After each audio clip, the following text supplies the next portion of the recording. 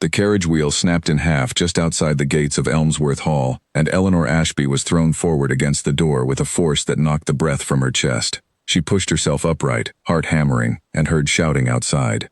A young man in plain gray clothes was pinned beneath the broken wheel, his arm twisted at an angle that made her stomach turn. No one moved to help him. The other passengers, ladies dressed in silk and feathers, leaned out only to complain about the delay to their journey. Eleanor did not think. She threw open the door and dropped down into the mud, ruining the hem of her only good dress, and knelt beside the fallen man. "Don't move," she said, her voice steady, despite the panic rising in her throat. "Let me look first." He turned his head toward her, pain etched across his face, but there was something else there too. Surprise, as if no one had ever knelt beside him like this before. "I am fine," he said through clenched teeth, which was clearly a lie. "You are not fine. Your arm is caught."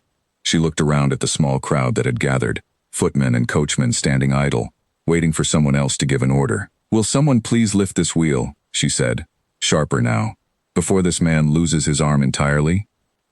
A groom finally rushed forward, along with the coach driver, and together they hauled the broken wheel free. The man in gray gasped and pulled his arm to his chest, cradling it. Eleanor tore a strip of cloth from her petticoat without hesitation and began to bind it, ignoring the whispers behind her. "That is a servant, Miss Ashby," one of the other ladies called from the carriage window, her tone dripping with disdain. "You needn't trouble yourself." Eleanor did not look up. "He is a person first." The man watched her hands work, quick and gentle, wrapping the cloth firm enough to hold but not so tight it would cut off the blood. When she finished, she sat back on her heels and studied his face properly for the first time. He had dark hair damp with sweat, sharp cheekbones, and eyes the color of strong tea. There was dirt on his cheek, but underneath it, his features were fine, almost too fine for a servant's station. "What is your name?" she asked. He hesitated, just for a moment, as though deciding something. "Julian." "Just Julian?" "Just Julian," he repeated, and something like a smile touched his mouth despite the pain. "Well, Julian, you should see a physician for that arm, not simply wrap it and pretend it never happened. I have had worse. That is not something to be proud of." He laughed then, a short surprised sound, as if she had said something genuinely funny rather than simply true. The other ladies in the carriage grew impatient, calling for the party to continue toward the hall, but Eleanor remained crouched in the mud a moment longer. "Can you stand?" "I can." She offered her hand anyway. He looked at it for a long second, as if unsure what to do with an offer so plainly given, then took it. His grip was firm despite the injury, and when he rose to his feet, he stood taller than she expected, taller than any footman she had ever seen. "Thank you," he said quietly, and there was a weight to the words that seemed far too large for the simple act of tying a bandage. "It was nothing," Eleanor answered, brushing mud from her skirts. "Anyone would have done the same." "No," Julian said, watching her climb back into the carriage, "not anyone." By the time Eleanor arrived at Elmsworth Hall, the incident with the wheel had already become gossip among the guests, though the details had twisted along the way. Some said she had scandalously touched a servant's bare skin. Others said she had made a fool of herself over nothing. Eleanor paid the whispers no mind. She had far greater worries pressing on her, worries that had followed her from the moment her mother pressed the invitation into her hands 3 weeks earlier. "You must go, Eleanor," her mother had said, her voice thin with the particular desperation of a woman watching her family's fortune crumble. "Lord Pembroke's gatherings draw the finest families in the country. Someone there will offer for you. Someone must." Eleanor had not wanted to go. She had wanted, more than anything, to stay home and help her mother manage what little remained of their household, to find some quiet way to earn income that did not require selling herself into a marriage built on desperation rather than affection. But her family's debts did not care what Eleanor wanted, and so she had packed her one good dress and traveled 2 days by carriage to a grand estate where she knew almost no one and belonged even less.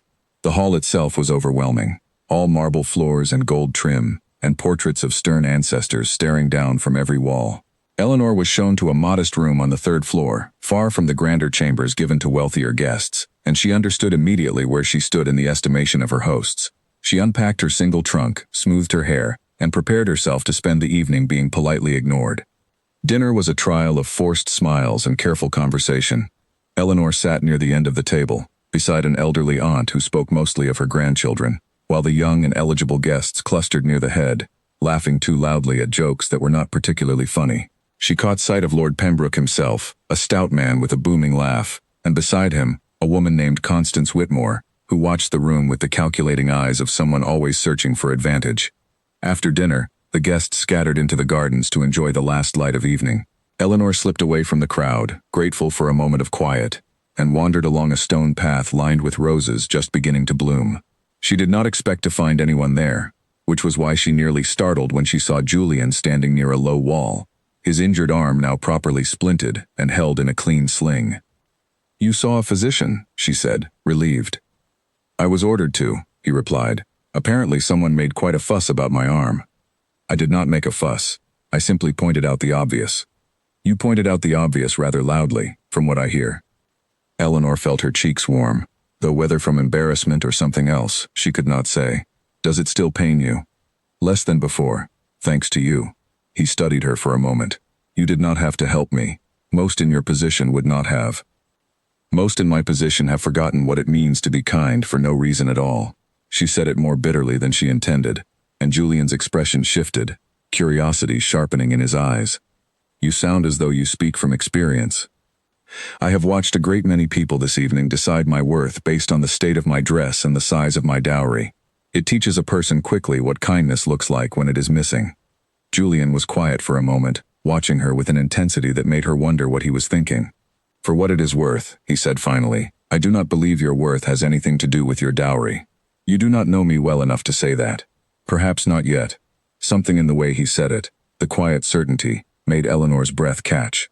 She told herself it meant nothing, that he was simply a kind man grateful for a small act of decency, but as she walked back toward the hall that evening, she found herself thinking of his eyes far more than she thought proper for a lady speaking to a servant. She had no way of knowing, not yet, that the man she had bandaged in the mud held far more power over her future than any guest seated at the head of that long dinner table. She only knew that for the first time since arriving at Elmsworth Hall, she did not feel entirely alone. Julian Hale, the true Duke of Elmsworth, sat in the small servants' quarters he had claimed for himself, and stared at his bandaged arm with something close to disbelief, not because of the pain, though it throbbed steadily beneath the wrapping, but because of the woman who had knelt in the mud to help him without knowing, or seeming to care, who he was. No one did that, not anymore. Not since he had become the most sought-after title in the county. He had arrived at his own estate 3 days earlier under a false name and a servant's coat, a plan hatched out of frustration after his aunt, Lady Vane, had insisted he finally choose a bride from among the season's most eligible young women. Julian had agreed to host the gathering, but he had refused to attend it as himself. He wanted to see these women when they believed no one of consequence was watching. He wanted to know which among them treated a stable hand with the same courtesy they showed a lord, and which reserved their kindness only for those who could offer something in return. In 3 days, he had learned a great deal, and almost none of it gave him hope. He had watched Lady Constance Whitmore snap at a maid for spilling a drop of tea on her sleeve. He had watched a cluster of young women laugh at a footman who stumbled while carrying too many trays. He had begun to believe the entire venture was pointless, that perhaps his aunt's insistence on marriage born of genuine affection was simply an old woman's fantasy in a world built on transaction. Then a carriage wheel had broken, and a woman with mud on her skirts and fire in her voice had ordered grown men to move faster, had bound his arm with a strip torn from her own petticoat, had looked him in the eye and called him a person first. He had not been called simply a person in longer than he could remember. Julian's manservant, a quiet and fiercely loyal man named Thomas Ellery, who had agreed to play the role of steward for this ruse, entered the small room and closed the door behind him. "You should not have gone out among the guests again this evening," Ellery said, lowering his voice out of habit even though they were alone. "If Lady Whitmore or her circle begin to suspect." "They suspect nothing," Julian said. "They have not looked at a servant closely enough in 3 days to notice anything beyond the cut of his coat." "And Miss Ashby?" Julian did not answer immediately. He thought of the way she had spoken to him in the garden, plainly and without pretense, as though his opinion of the world mattered as much as anyone else's. "Miss Ashby is different." "Different how?" "She does not perform kindness for an audience. She simply is kind, whether anyone is watching or not." He flexed his bandaged arm slowly. "I intend to learn more about her before this gathering ends." Ellery's expression grew cautious. "Your Grace, if I may speak plainly, the longer this deception continues, the more painful its ending will be for whoever grows fond of the servant rather than the Duke. If Miss Ashby comes to care for the man she believes you to be, and then learns you allowed her to believe a lie for weeks. I know the risk. Do you? Because I have watched men in your position before. Men convinced their secrets could be managed neatly, and I have never once seen it end neatly. Julian said nothing for a long moment, staring at the small window and the darkened gardens beyond it. Ellery was not wrong to worry. Julian had built an entire fiction, a false name half stolen from his own middle name, a false station, an entire false life, and every day it continued. The foundation beneath Eleanor Ashby's growing trust grew more likely to collapse. And yet he found he could not simply abandon the ruse now, not when it had shown him, in the span of one evening, more honesty than a decade of formal courtships in London ballrooms. Give me until the end of the gathering, Julian said finally. If by then I have learned what I need to know, I will find a way to tell her the truth myself, in my own time, in my own words. And if Lady Whitmore or another guest uncovers it before you are ready, Julian's jaw tightened, then I will manage the consequences as they come. The following morning, Lord Pembroke announced over breakfast that the guests would spend the day at leisure, with archery set up on the east lawn and a small library available for those who preferred quieter pursuits. Julian, still playing his role, was assigned to assist with carrying equipment for the archery targets, a task that placed him directly in view of the gathered guests as they selected their bows. Eleanor arrived late to the lawn, her hair slightly windblown, clearly having walked rather than been carried by carriage the short distance from the hall. She wore a plain blue dress, far less elaborate than the gowns worn by the other ladies, yet Julian found his eyes drawn to her regardless. "Miss Ashby?" called a young man Julian did not recognize, a guest named Lord Farrow with an easy smile and an expensive coat. "Will you not join us for a round? I would be glad to instruct you." "Thank you, my lord, but I have never had the patience for archery," Eleanor replied politely, though Julian noted the slight stiffness in her posture, the careful distance she kept even while being courteous. "Then perhaps I might convince you otherwise." Lord Farrow stepped closer than necessary, and Julian felt an unfamiliar tightness in his chest, something he did not care to examine too closely. Eleanor extracted herself from the conversation with practiced grace, moving instead toward the shade of a large oak tree at the lawn's edge, where Julian happened to be arranging a set of targets. She noticed him and offered a small, genuine smile. "How is the arm today?" "Improving," he said, "though I confess the sling makes carrying targets rather more difficult than I would like." "Then you should not be carrying them at all. Surely someone else could manage that task." "Someone always finds a reason why the injured man should still do his share." Eleanor's expression softened with something like sympathy. "That is unfair.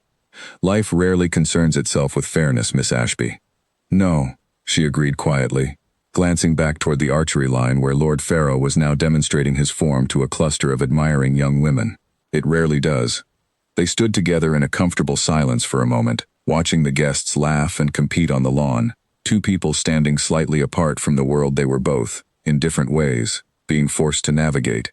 Julian found himself wanting to ask her 100 questions, about her family, about the fear he had glimpsed beneath her composure the previous evening, about what kind of life she truly wanted for herself if no one else's expectations were pressing upon her.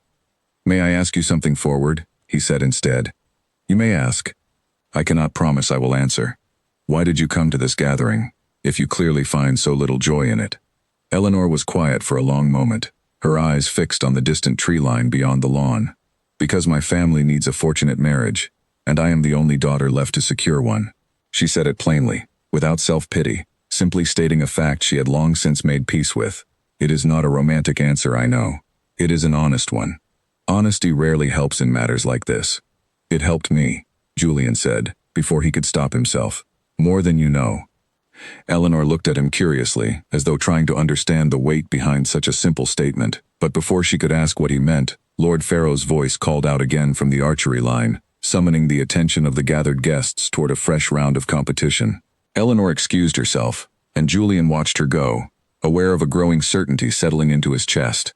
Whatever came of this deception, whatever price he eventually paid for maintaining it, he could no longer pretend that his interest in Eleanor Ashby was merely curiosity. It had become something far more dangerous than that, and far more difficult to walk away from. A sudden crash of shattering porcelain echoed through the east corridor, and Eleanor rushed toward the sound before she had even decided to move. She found a young maid frozen in place, a broken tea set scattered across the floor, and Lady Constance Whitmore standing over her with a look of cold fury. "You clumsy little fool," Constance snapped, her voice sharp enough to draw attention from 3 rooms away. That set belonged to Lord Pembroke's grandmother. I am so sorry, my lady. I did not see the loose tile. I do not care what you saw or did not see.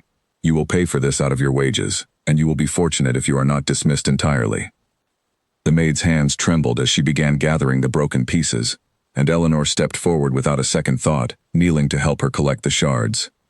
"There is no need for that, Miss Ashby," Constance said, her tone shifting to icy politeness the moment she noticed an audience of higher standing had gathered nearby. "The girl can manage her own mess." "It was an accident," Eleanor said evenly, continuing to gather pieces despite the warning in Constance's voice. "Accidents do not require punishment, only correction." "How very generous of you to decide that on Lord Pembroke's behalf." Eleanor rose to her feet, meeting Constance's gaze directly.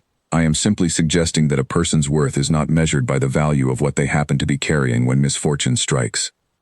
A flicker of something unreadable crossed Constance's face, gone as quickly as it appeared, replaced by a thin, practiced smile. "How philosophical of you. I imagine such generous views come easily when one has so little to lose in comparison to the rest of us." The insult was clear enough, aimed squarely at Eleanor's modest circumstances, and several onlookers exchanged glances, waiting to see how she would respond. Eleanor simply helped the young maid to her feet, offered her a reassuring nod, and walked away without giving Constance the satisfaction of a reply. Julian, who had been carrying linens down the same corridor and had witnessed the entire exchange from a discreet distance, felt something settle firmly in his chest. He had already suspected Constance Whitmore was among the guests least suited to the values his aunt hoped he would find in a wife. Watching her cruelty firsthand only confirmed it. Later that afternoon, Eleanor found a quiet corner of the estate's library, tucked away from the noise of the gathering, and lost herself in a worn volume of poetry she had found on a high shelf. She did not notice Julian's approach until he cleared his throat softly from the doorway. "I did not mean to intrude," he said. "You are not intruding." Eleanor closed the book gently, keeping her place with one finger. "Though I confess I am surprised to find you here. Do the other servants not need help with the gathering's endless demands?" "I have earned a brief reprieve." He stepped further into the room, glancing at the shelves lining the walls. "This is one of the few rooms in this house that feels honest." "Honest? A library?" "Every book here says exactly what it means. No performance, no pretense. Simply words, offered plainly." He looked at her. "Rather like you, if I may say so." Eleanor felt warmth rise in her cheeks and busied herself with straightening the book in her lap. "You flatter me." "I do not flatter easily. Ask anyone who has known me for more than a few days." "And has anyone known you for more than a few days?" The question landed closer to the truth than Eleanor could have realized, and Julian felt the familiar weight of his own deception settle heavier upon him. "Fewer than you might imagine," he admitted carefully. Eleanor studied him for a long moment, as though sensing there was more beneath his words than he was willing to share, but she did not press further. Instead, she set the poetry book aside and folded her hands in her lap. "May I tell you something I have not told anyone else at this gathering?" "Of course." "My family is on the edge of losing everything." She said it quietly, without drama, simply stating the truth she had carried alone for months. "My father passed 2 years ago, and the debts he left behind have grown faster than my mother and I can manage. This gathering is meant to secure my future through marriage, because there is no other way left to save what remains of our household." Julian listened without interrupting, aware of how rarely she must allow herself to speak so plainly about her circumstances. "That is a great deal of weight for one person to carry. It is the weight most women in my position carry, whether anyone acknowledges it or not." She looked up at him. "I tell you this not for pity, but because you asked once why I came to this gathering, and I gave you only part of the truth. The full truth is that I am terrified of marrying a man I do not love simply because circumstance demands it, and equally terrified of what becomes of my mother if I refuse. You should not have to choose between your own happiness and your family's survival.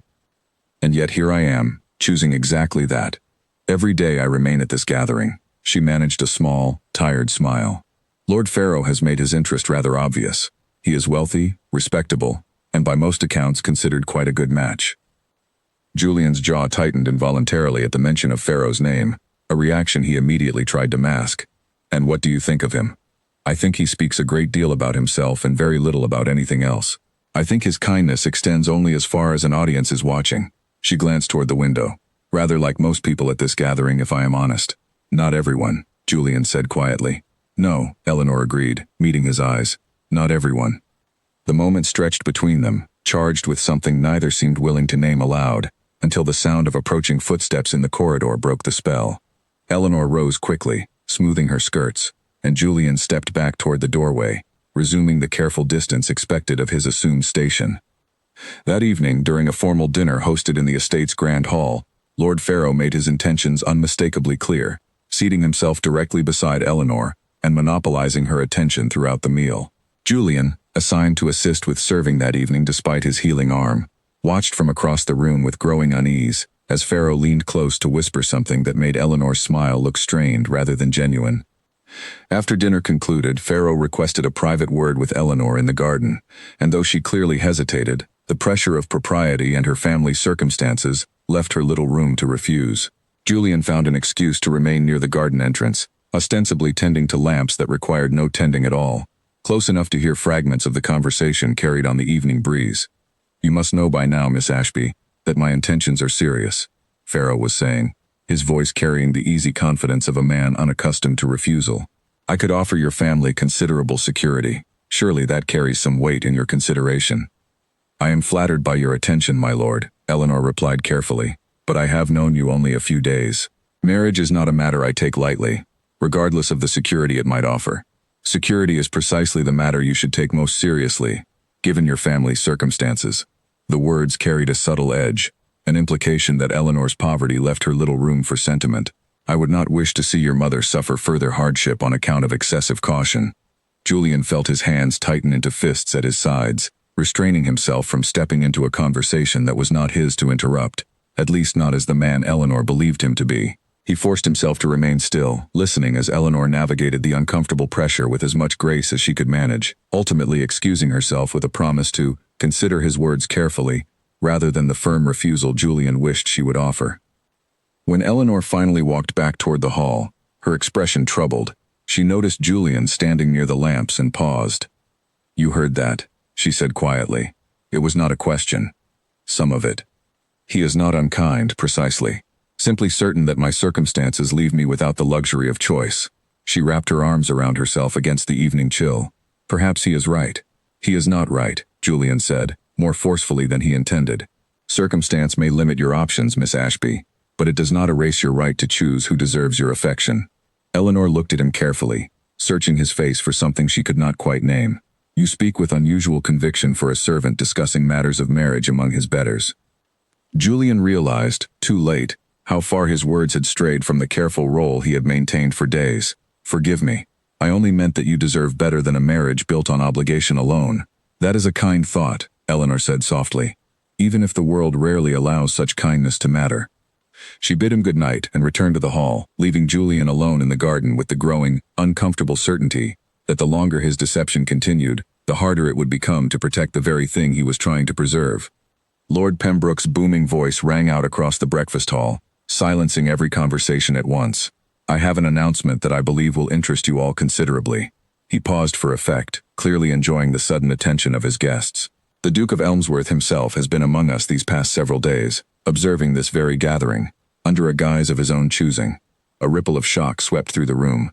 Eleanor set down her teacup, her mind racing to make sense of the words.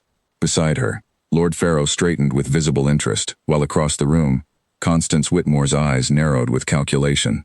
The Duke wished to observe the true character of the ladies gathered here, before revealing himself as a prospective suitor, Pembroke continued, clearly delighted by the dramatic effect of his announcement. "He will reveal his true identity at tomorrow's ball, at which point I expect certain young ladies will find themselves rather more interested in his acquaintance than they previously believed." The hall erupted into a frenzy of whispered speculation. Every unmarried man among the staff and lesser guests suddenly became a subject of intense scrutiny, as ladies scrambled to recall which servants they had spoken to, which they had ignored, which they might have unknowingly insulted. Eleanor felt a strange, cold unease settle into her stomach, though she could not immediately place why. "How thrilling," Constance said loudly enough for the room to hear, though her eyes were already sweeping across the assembled staff, with the sharp calculation of a woman searching for an advantage. "I do hope I have made a favorable impression on whichever gentleman it turns out to be." Eleanor excused herself from the table shortly after, her appetite gone, and made her way toward the gardens in search of quiet. She found Julian near the same stone wall where they had first spoken, his expression carefully composed, though something in his posture seemed different, tenser than usual. You have heard the news, she said. I have. The entire estate has become a hunting ground overnight. Every lady who ignored a stable hand yesterday is now terrified she insulted a future duke. Eleanor shook her head, a bitter edge creeping into her voice. It is almost amusing watching people scramble to rewrite their own behavior after the fact. Almost, Julian agreed carefully. Eleanor studied him for a long moment, an odd feeling settling over her that she could not quite name. You do not seem particularly excited by the announcement. Should I be? I suppose not.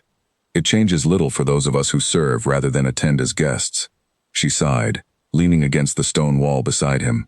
Though I confess I am relieved, in a strange way.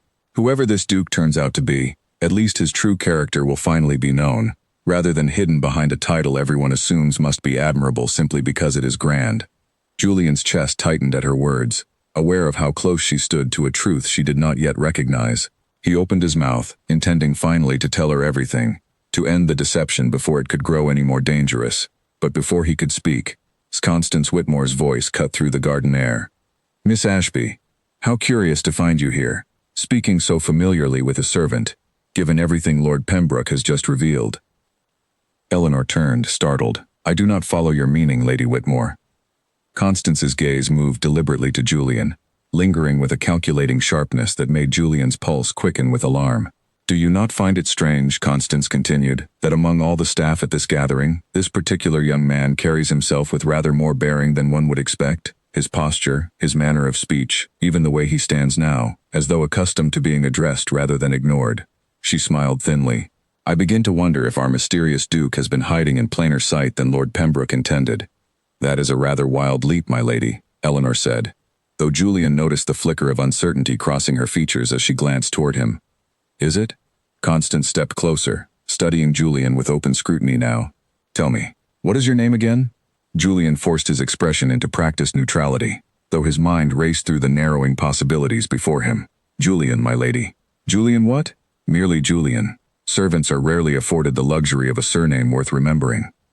Constance's eyes narrowed further, clearly unconvinced, but before she could press the matter further, the estate steward called her away to settle some minor dispute among the visiting guests. She left with a final, suspicious glance over her shoulder, and Julian felt the weight of the moment settle heavily upon him.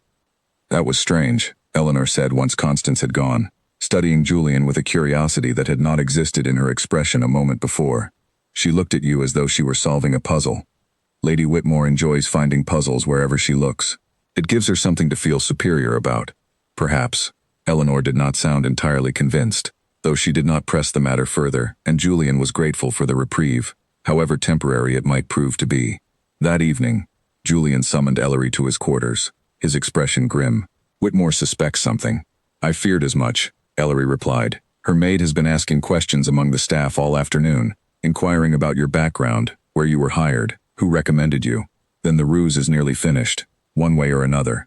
Julian sat heavily on the edge of his narrow bed, running a hand through his hair. I had hoped to tell Eleanor myself, in my own way, before the truth came out through someone like Constance Whitmore, someone who would use it as a weapon, rather than an honest revelation. Perhaps there is still time. Perhaps, Julian's expression darkened further. Pharaoh has also grown bolder. I overheard him speaking with Pembroke this evening, discussing his intention to formally propose to Miss Ashby before the ball tomorrow night, hoping to secure her hand before she has the chance to consider any other prospect, Duke included.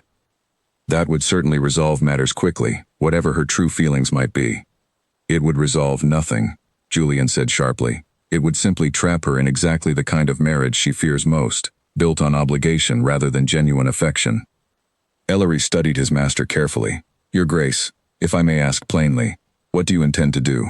Julian was quiet for a long moment, staring at the small window and the darkened gardens beyond it, where he had spent so many stolen moments with Eleanor over the past several days. I intend to speak with her tomorrow, before the ball, before Pharaoh has the chance to press his proposal, and before Constance Whitmore has the chance to expose me on her own terms rather than mine. And if she is angry, once she learns the truth, then I will accept that anger as the price of my own foolishness in maintaining this deception as long as I have. Julian's jaw tightened with resolve. But I will not lose the chance to tell her myself, in my own words, simply because I hesitated a moment too long. The following morning, however, brought news that shattered whatever careful plan Julian had begun to form. Eleanor received a formal letter delivered to her room, requesting her presence in the estate's private study, where Lord Pharaoh waited with a small velvet box and an expression of confident expectation. Word of the impending proposal spread through the staff within the hour, reaching Julian just as he finished his morning duties, and he felt the ground shift beneath him with the sudden, sickening certainty that whatever time he believed he had remaining had just run out entirely. Eleanor stood frozen in the doorway of the private study, staring at the velvet box in Lord Pharaoh's outstretched hand, her mind racing faster than she could organize into coherent thought. "Miss Ashby," Pharaoh said, his voice smooth and confident, "I know this may seem sudden, but I believe we would suit each other admirably. I can offer your family security, comfort, and a respectable position in society. I ask only that you consider my proposal seriously before the ball tonight." "My lord, Eleanor's voice faltered. She thought of her mother's worried face, the mounting debts, the quiet desperation that had followed her family for 2 years. A marriage to Pharaoh would end all of it instantly. And yet, when she searched her heart for the joy such security should have brought her, she found only a hollow, uncertain dread. "This is a great deal to consider in so short a time. Of course, take the day to think it over. I only ask that you give me your answer before the ball concludes tonight." Pharaoh smiled, confident in his own appeal, and left her alone in the study with the small velvet box still resting on the table between them. Eleanor did not open the box. She sat instead in the quiet study, staring at nothing, wrestling with a decision that felt far heavier than any she had faced before. She thought of Julian, of the quiet conversations in the garden and the library, of the strange comfort she had found in his company, despite his humble station. She thought of how such feelings meant nothing in the practical arithmetic of her family's survival, and yet she could not shake them regardless. She found him that afternoon near the stables, tending to a horse with his uninjured hand, and the moment he saw her expression, he set down his work entirely. "Pharaoh has proposed," Julian said. "It was not a question. He has asked me to consider it. He expects my answer tonight, before the ball." Julian's jaw tightened, a storm of emotion crossing his features that he could not entirely suppress. "And what will you tell him?" "I do not know." Eleanor's voice cracked slightly, the weight of days of pressure finally breaking through her careful composure. "I know what I should tell him. I know what my mother needs me to tell him. And yet every time I imagine saying yes, I feel as though I am agreeing to disappear entirely into a life that was never truly mine to choose." "Then do not say yes," Julian said, more forcefully than he intended. "It is not so simple as that, and you know it." "Eleanor," he said her name for the first time without the formal address, and something in his tone made her look up sharply. "There is something I must tell you, something I should have told you days ago, and I fear if I do not tell you now, you will make a decision tonight that you will regret for the rest of your life." Eleanor's heart began to pound, some instinct warning her that whatever he intended to say would change everything between them. "What is it?" Before Julian could speak, however, the stable door swung open, and Constance Whitmore stepped inside, flanked by 2 other guests who had clearly followed her at her insistence. Her eyes gleamed with triumph. "How fortunate," Constance said, "to find you both here together. It saves me the trouble of seeking you out separately." She turned to Eleanor with a thin, satisfied smile. "I thought you should know, Miss Ashby, precisely who you have been spending so much of your time with these past several days." "Constance, this is not," Julian began, but she spoke over him. "I made inquiries this morning, discreet ones, among the household staff who were hired for this gathering specifically." Her eyes glittered with the particular pleasure of someone who has uncovered a secret and intends to enjoy every moment of revealing it. "None of them recognized your face, Julian, if that is even your true name. No agency sent you, no steward hired you. You simply appeared among the staff 3 days before this gathering began, and not a single servant among the household can account for your presence." Eleanor's stomach twisted with dawning, sickening realization. She looked at Julian, searching his face for a denial that did not come. "Tell her she is mistaken," Eleanor said quietly, though something in her voice already suggested she suspected otherwise. Julian closed his eyes briefly, the weight of days of careful deception finally collapsing under the pressure of the moment. "She is not mistaken." The silence that followed felt endless. Eleanor stared at him, waiting for some explanation that might soften the growing horror rising in her chest, but Julian simply stood there, his expression a mixture of guilt and something that looked almost like relief at finally being unburdened of his secret. "Who are you?" Eleanor whispered. Constance answered before Julian could, clearly relishing every second of the revelation. "Allow me the pleasure," since he seems rather reluctant to admit it himself. "This, Miss Ashby, is Julian Hale, Duke of Elmsworth, the very man Lord Pembroke announced this morning, hiding in plain sight this entire time. watching every one of us like specimens under glass. Eleanor felt the ground shift beneath her feet, the careful world she had built over the past several days collapsing entirely in an instant. Every conversation in the garden, every quiet moment in the library, every gentle word Julian had spoken to her, replayed itself in her mind with an entirely different, more painful meaning. She had believed herself speaking to a man without station, a man who valued her honesty because he had nothing else to offer in return. Instead, she had been observed, tested, and quietly judged by the very man society expected her to court above all others. "You let me believe you were a servant," Eleanor said, her voice trembling with a mixture of hurt and rising anger. "For days, while I spoke to you of my family's debts, my fears, my private hopes, you allowed me to believe I was speaking to someone with nothing to gain from my honesty." "Eleanor, please, let me explain. Do not call me that." The words came out sharper than she intended, though she could not bring herself to soften them. "You do not have that right. I never meant to deceive you out of cruelty," Julian said desperately, stepping toward her, though she stepped back in response. "I only wanted to know the true character of the women at this gathering, before revealing myself, before my title became the only thing anyone saw when they looked at me." "And did you learn what you wanted to know?" Eleanor's voice shook with barely contained emotion. "Did watching me speak honestly about my fears, my family's ruin, my private hopes for a marriage built on something other than obligation, satisfy whatever test you were conducting?" "It was never a test in the way you mean it. It was exactly that." Eleanor felt tears threatening at the corners of her eyes, though she refused to let them fall in front of Constance and her gathered witnesses. "You made me a subject of your study, Your Grace, without my consent, without my knowledge, while I believed I was simply speaking honestly to another person who understood what it meant to be overlooked." Constance, clearly delighted by the unfolding scene, could not resist adding her own commentary. How delicious, truly. The one guest who claimed to value honesty above all else, discovering she has been thoroughly deceived by the very man she believed she understood best. "Enough, Constance," Julian said sharply, his patience finally breaking. "Your satisfaction in this moment does not require further commentary." Constance merely smiled and gestured for her companions to follow her out of the stable, clearly satisfied that her revelation had done exactly the damage she intended. The two other guests trailed after her, whispering excitedly, no doubt eager to spread the news throughout the estate before the ball even began. Once they were gone, Julian turned back to Eleanor, desperation evident in every line of his expression. "Please, let me explain everything properly. Not here, not like this." "There is nothing further to explain." Eleanor's voice had steadied, though the hurt beneath it remained plainly visible. "You allowed me to believe a lie for days, Your Grace. While I offered you honesty I have given almost no one else at this gathering. I do not know which insults me more deeply, the deception itself, or the fact that I so easily mistook it for genuine connection." "It was genuine," Julian said, his voice breaking slightly. "Everything I felt, everything I said to you, all of it was genuine, regardless of the name I used or the coat I wore." "Perhaps it was, once, but I cannot separate genuine feeling from a foundation built entirely on falsehood." Eleanor straightened her shoulders, gathering what remained of her composure. "I must prepare for the ball tonight, Your Grace. Lord Pharaoh expects my answer, and I find myself, quite suddenly, far more certain of what that answer will be." She turned and walked away before Julian could respond, leaving him standing alone in the stable, the horse shifting restlessly beside him, the weight of his own carefully constructed deception finally, completely, collapsing around him. Music and candlelight filled the grand hall of Elmsworth Hall that evening, but Eleanor felt none of the celebration around her as she stood near the edge of the room, watching Lord Pharaoh approach with the velvet box once again in hand. The entire gathering seemed to hold its breath, guests whispering behind fans and glasses of wine, aware that the moment for her answer had finally arrived.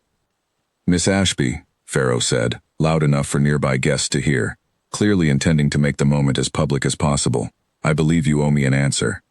Eleanor opened her mouth to respond, though the words she had rehearsed all afternoon suddenly felt heavier than she expected. Before she could speak, however, the hall's great doors opened, and a hush fell over the room as Julian entered, no longer dressed in the plain gray coat of a servant, but in the formal attire befitting his true station. The Duke of Elmsworth revealed at last, to every guest who had spent days overlooking him entirely.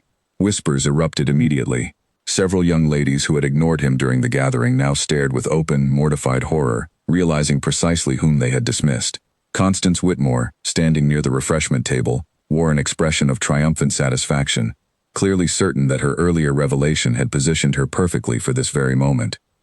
Julian crossed the hall directly toward Eleanor, ignoring the startled murmurs following his every step, his eyes fixed entirely on her. "Your Grace," Pharaoh said, straightening with sudden nervous formality. "I did not realize you intended to join the ball this evening." "I intend to say something first, before Miss Ashby gives her answer to whatever question you have posed." Julian's voice carried clearly across the now silent hall, every guest straining to hear. "And I would ask that everyone here allow her the chance to hear it, whatever she ultimately decides." Eleanor's heart pounded painfully in her chest, torn between the hurt still lingering from the stable, and an undeniable pull toward whatever Julian intended to say. "There is nothing you can say that changes what happened." "Perhaps not, but I owe you the truth spoken plainly, in front of everyone, rather than hidden away in whispered explanations." Julian turned to address the gathered guests directly. "For 3 days I lived among you as a servant, without title, without name beyond the one I invented for myself, because I wished to know the true character of the women gathered here, before my title became the only thing anyone saw when looking at me." Murmurs rippled through the crowd, some scandalized, others fascinated, but Julian continued without pause. "In those 3 days, I watched ladies mock servants for spilling tea, watched them ignore stable hands struggling under heavy loads, watched them perform kindness only when they believed someone of consequence might be observing." His gaze swept briefly toward Constance, whose smile had begun to falter. "And I watched one woman kneel in the mud to bind a stranger's broken arm, offering comfort and honesty to a man she believed had nothing whatsoever to offer her in return." Eleanor felt her breath catch, tears threatening despite her determination to remain composed. "I did not fall for Eleanor Ashby because of anything performed for my benefit," Julian continued, his voice growing softer, though it still carried clearly through the silent hall. "I fell for her honesty, spoken freely to a man she believed was beneath her own modest station. I fell for her kindness, offered without calculation or expectation of reward, and I have spent every day since regretting that my own deception denied her the chance to know from the very beginning that the person she was speaking to so honestly was worthy of that same honesty in return." "You still deceived me," Eleanor said, her voice trembling, though quieter now, the hurt tempered by something else stirring beneath it. "Whatever your reasons, however genuine your feelings, you allowed me to build trust upon a foundation you knew was false." "I did," Julian admitted without hesitation, "and I cannot undo that mistake, no matter how deeply I regret it. But I can promise you this, Eleanor Ashby, in front of everyone gathered here tonight, so that no doubt remains about the truth of my intentions." He reached into his coat and withdrew a small box, plainer than the one Pharaoh still held, unadorned by ostentatious jewels. "Whatever title I carry, whatever name appears on the papers of this estate, the man who spoke with you in that garden, who listened to your fears in the library, who admired your fire when you knelt in the mud without hesitation, that man was always genuine. The Duke and the servant were never two different people pretending to feel two different things. They were always simply me." Eleanor stared at the box in his hand, her mind racing through days of conversation, of quiet moments that had felt more honest than any formal courtship she had ever known, even now knowing the deception that had underpinned them. "Why should I believe you now?" she asked quietly, "when I did not know enough to question you before?" "You should not believe me simply because I ask you to," Julian said. "You should judge me by what I do next, and every day after, rather than by the mistake I made in not telling you sooner. I am not asking you to forget what I did. I am asking you to consider whether the feelings beneath the deception were real, and whether that reality is worth building something honest from this point forward." The hall remained utterly silent, every guest watching the exchange with rapt attention, Lord Pharaoh standing forgotten to the side, his velvet box now feeling small and insufficient against the weight of what was unfolding before him. Eleanor looked between Julian and the small box in his hand, weighing days of hurt against days of genuine connection, weighing the practical security Pharaoh offered against the uncertain, honest affection Julian had shown her before either of them knew the other's true worth. She thought of her mother, of the debts pressing against her family, of the desperate need for a fortunate match, and then she thought of the mud on her skirts, the fire in her own voice as she had ordered strangers to help an injured man, the quiet comfort of conversations that had asked nothing of her beyond honesty. "You hurt me," she said finally, her voice steady despite the tears now falling freely down her cheeks. "And I do not know if I can simply set that hurt aside, because you have finally decided to speak the truth in front of witnesses." "I do not ask you to set it aside entirely," Julian said. "I ask only for the chance to earn back what my deception cost us both." Eleanor was quiet for a long moment, the entire hall holding its breath around her. Finally, she stepped forward, closing the distance between them, and looked up into his eyes with an expression that held both lingering hurt and something softer beginning to emerge beneath it. "I forgave you the moment you called yourself a person first, in that garden, days before any of us knew what title you carried," she said quietly. "I have simply been trying to decide whether forgiveness is the same as trust, and whether trust, once broken, can ever be rebuilt entirely." "It can," Julian said, "if you allow me the chance to prove it. One honest day at a time." Eleanor looked down at the small box he still held, then back up at his face, searching for any remaining trace of performance or calculation, and finding instead only genuine hope. "Then perhaps," she said softly, "we should begin with something honest, rather than something grand." Julian opened the box slowly, revealing a simple ring, elegant but unadorned, nothing like the ostentatious jewels one might expect from a duke's proposal. "I chose this deliberately," he said, "not because I could not afford something grander, but because I wanted you to know that what I am offering you is not a title or a fortune, but simply myself, as honestly as I know how to give it." Eleanor stared at the ring, at the man holding it, at the entire silent hall watching the moment unfold, and felt something inside her finally settle, the hurt of the past day easing beneath a growing certainty she could not entirely explain, only feel. "Ask me properly," she said, her voice trembling but steady, "and I will give you my honest answer." Julian knelt before her, heedless of the watching crowd, heedless of Constance's stunned expression, or Pharaoh's quiet retreat toward the edge of the hall. "Eleanor Ashby, will you marry me? Not as a duke offering security, but as Julian, the man who learned what honesty truly meant because you offered it to him freely, before either of us knew what the other stood to gain?" Eleanor felt tears spill freely down her cheeks now, though for the first time that evening, they came from something other than hurt. "Yes," she said softly, then more firmly, loud enough for the entire hall to hear. "Yes, I will marry you, Julian Hale, whatever name you choose to carry." The hall erupted into a mixture of gasps and scattered applause, though Eleanor barely registered the reaction of the gathered guests, her attention entirely fixed on Julian as he rose and slipped the ring gently onto her finger. Whatever deception had brought them to this moment, whatever hurt still lingered beneath the surface of her forgiveness, she found herself believing, with a certainty she could not fully explain, that the honesty they had built together in that garden, in that library, beside that broken carriage wheel, had been real all along, regardless of the name either of them had used to offer it. A single letter arrived at Elmsworth Hall 3 weeks after the ball, sealed with wax and addressed in a hurried, nervous hand, and it threatened to unravel everything Eleanor and Julian had only just begun to rebuild. Eleanor broke the seal in the estate's morning room, her brow furrowing as she read the contents, and by the time she finished, her hands trembled slightly against the paper. "What is it?" Julian asked, setting down his own correspondence and crossing the room toward her. "It is from Lord Pharaoh." Eleanor's voice carried a tension Julian had not heard from her since the night of the ball.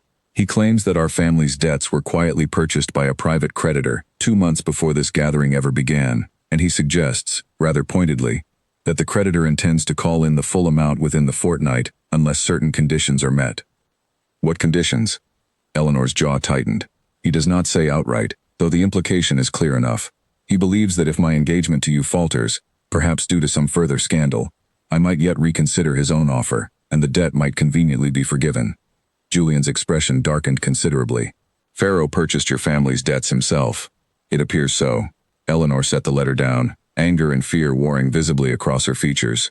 "My mother knows nothing of this. If word reaches her that our security depends entirely on a man's wounded pride, I fear what the stress alone might do to her health." Julian took her hands firmly in his own. "Then we will resolve this together, before it reaches her at all."